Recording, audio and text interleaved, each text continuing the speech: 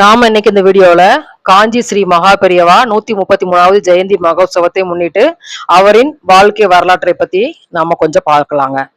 அதுக்கு முன்னாடி வணக்கம், ஆன்மீக மருவம் சேனலுக்கு தங்களை அன்புடன் வரவேற்கிறோம். நம்ம சேனலில் பார்த்தீங்கன்னா சிறப்பான கோயில்களை பற்றியும் முக்கியமான கோயில்களை பற்றிய தகவல்கள், பயண வழிகாட்டி மற்றும் ஆன்மீக தகவல்களை பற்றி தொடர்ச்சியாக வீடியோக்கள் போட்டுட்ருக்குறோம். சரி வாங்க, நாம இப்போ இந்த வீடியோக்குள்ளே போகலாம்.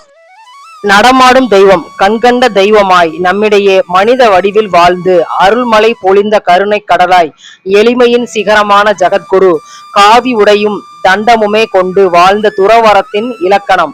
வேதங்கள், உபனிஷத்துக்கள், சாஸ்திரங்கள் முதல் நவீன அறிவியல் வரை அனைத்தையும் அறிந்த மகான். தம்மை நம்பிய பக்தர்கள் மட்டுமின்றி பசுக்கள், யானைகள், பறவைகள் என அனைத்து உயிரினங்களிடமும் சமமாக அன்பு செலுத்திய ஜீவகாருண்ய மூர்த்தி.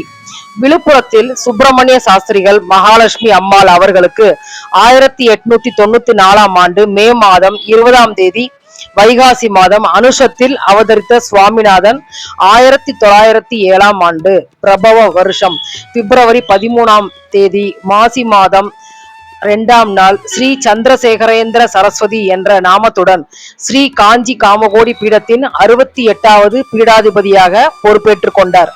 தமது 13வது வயதில் பீடமேறிய பின்னர் குருகுல வாசம் சுமார் 7 ஆண்டுகள், அதாவது 1907 முதல் 1914 வரை இலக்கணம், வேதங்கள், உபனிஷத்துக்கள், சாஸ்திரங்கள் முதல் நவீன அறிவியல் வரை உலகியல் மற்றும் பன்மொழி அறிவு பாடங்களை முறைப்படி கற்று பன்முக புலமை பெற்றார்.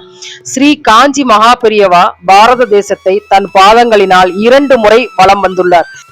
முதலாவது மகா விஜய யாத்திரை 1919 முதல் 1939 தன் 25வது வயதிலும் காஞ்சிபுரத்தில் இருந்து புறப்பட்டு தொடர்ந்து 20 ஆண்டுகள் இடைவிடாது ஒட்டுமொத்த இந்தியாவையும் தன் பாதத்தால் வலம் வந்தார். இரண்டாவது முக்கிய யாத்திரை 1978 முதல் 1984 தனது முதிர்ந்த வயதில், அதாவது 84வது வயதில் 1978 மீண்டும் ஒரு முறை வட இந்தியாவை நோக்கி பாத யாத்திரை தொடங்கினார்.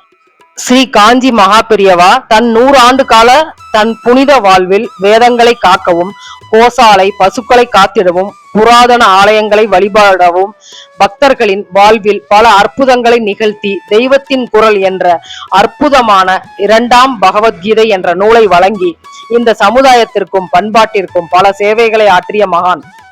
இவ்வாறு அனைத்து உயிர்களிடத்திலும் அன்பு காட்டி ஜீவ காருண்ய மூர்த்தியாக திகழ்ந்த காஞ்சி ஸ்ரீ மகா பெரியவாளின் 133வது அவதார ஜெயந்தி விழாவில் அவரின் தாழ் பணிந்து வணங்குவோம். மற்றும் ஒரு நல்ல பதிவில் சந்திக்கிறேன். நன்றி.